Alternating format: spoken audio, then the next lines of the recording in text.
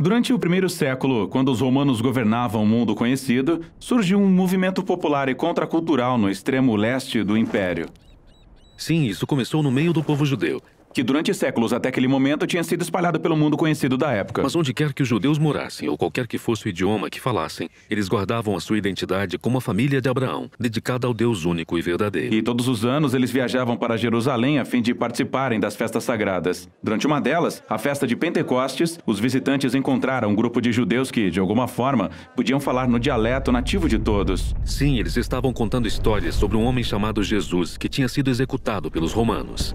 Eles diziam que ele tinha ressuscitado e agora estava sendo exaltado como o verdadeiro rei de Israel e do mundo inteiro. E agora esse Jesus estava chamando as pessoas a adotarem seu conjunto de valores não convencionais e a viverem sob seu governo, chamado o Reino de Deus. E milhares de judeus decidiram ficar em Jerusalém e se juntar ao movimento, que cresceu em termos de tamanho e influência e passou a ser recebido pelas pessoas. Mas não pelos líderes do Templo de Jerusalém. Eles achavam que todas essas coisas faziam parte de uma seita religiosa perigosa e até executaram um de seus líderes, chamado Estevão. Jerusalém tinha se tornado um lugar perigoso para eles e por isso a maioria dos seguidores foge para uma região afastada chamada Judéia. E você pode achar que esse é o final da história, mas, na verdade, essa tragédia espalhou o movimento para fora de Jerusalém. É nesse ponto que a segunda parte do livro de Atos começa. Os seguidores dispersados acabam indo para regiões surpreendentes, como a Samaria, a região dos seus inimigos mais antigos. Sim, e Lucas nos mostra como as pessoas mais inesperadas decidem seguir Jesus, como, por exemplo, um feiticeiro de Samaria que precisa aprender que o caminho de Jesus não é ganhar poder,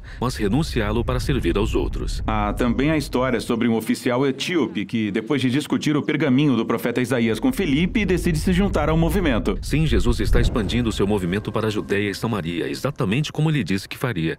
O que é incrível. Mas, voltando para Jerusalém, encontramos Saulo de Tarso. Ele faz parte da elite religiosa que se opõe ao novo movimento e sai prendendo os seguidores de Jesus onde quer que os encontre. Ele é um homem cruel. Mas pense nessa situação a partir da perspectiva de... No passado, o povo de Israel havia se voltado para outros deuses e falsos profetas, o que levou à sua ruína. Ele acreditava que estava protegendo Israel e a honra de Deus ao se livrar daquelas pessoas. Saulo fica sabendo que o movimento havia se espalhado para o norte de Damasco. Então ele decide ir para lá a fim de encontrar e prender mais seguidores. E quando está a caminho, Saulo tem um encontro súbito com o próprio Jesus ressurreto. Jesus pergunta a Saulo por que está lutando contra ele. E em seguida Jesus comissiona Saulo para ser o seu representante em Israel e nas nações. Saulo fica atordoado e sem palavras. Então, ele acaba indo para Damasco. Mas agora, ele vai anunciar as boas novas sobre o Jesus que antes ele combatia. E ninguém estava preparado para isso. Pois é. Ou para aquilo que iria acontecer em seguida. Na cidade portuária de Cesareia havia um centurião romano chamado Cornélio. E ele representa tudo que o povo judeu odiava no que dizia respeito à ocupação romana. O anjo aparece para ele e lhe pede que chame um homem chamado Pedro. Então, Pedro vai à casa de Cornélio, onde os amigos e a família do centurião estão reunidos. Sim, e isso é um escândalo. O povo judeu não entrava em um lar que não fosse judeu para evitar a impureza ritual. Então, o que Pedro foi fazer lá? Bem, Pedro, um pouco antes disso, teve uma visão. Deus mostrou a ele os animais que o seu povo estava proibido de comer e disse a Pedro, coma. Isso foi chocante para Pedro. E ele diz, eu nunca comi coisa alguma que fosse considerada impura. E Deus responde, não chame de impuro aquilo que Deus purificou. E foi só isso, a visão acabou. Então, Pedro tem que começar uma nova dieta? Não, ele é um israelita. E a vida inteira ele tinha honrado as leis de tradição alimentar.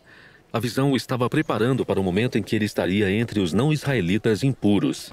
E ele se dá conta de que Deus está declarando que essas pessoas fazem parte da família de Abraão.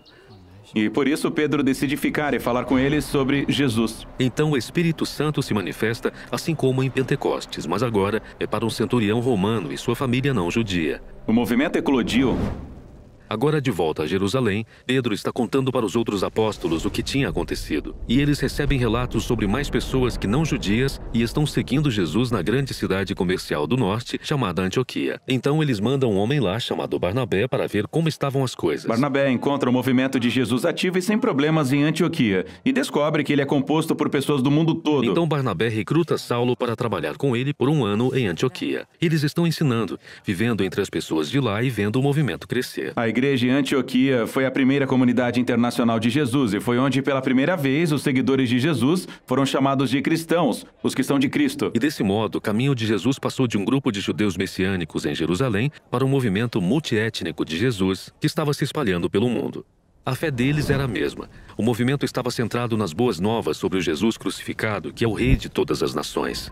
Mas essa mensagem e seu novo modo de vida eram confusos e até ameaçadores para o cidadão romano comum que vivia ao redor deles. E veremos a seguir o conflito resultante, à medida que esse movimento se torna global ou, como Jesus disse, até os confins da terra.